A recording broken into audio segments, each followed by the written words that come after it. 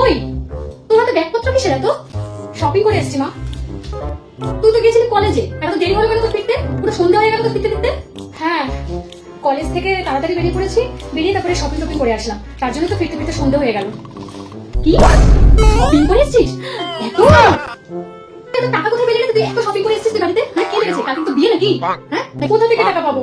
আমার টাকা দিয়ে আমি শপিং করেছি, আমার টাকা সব। তুই তোর টাকা দিয়ে শপিং করেছিস?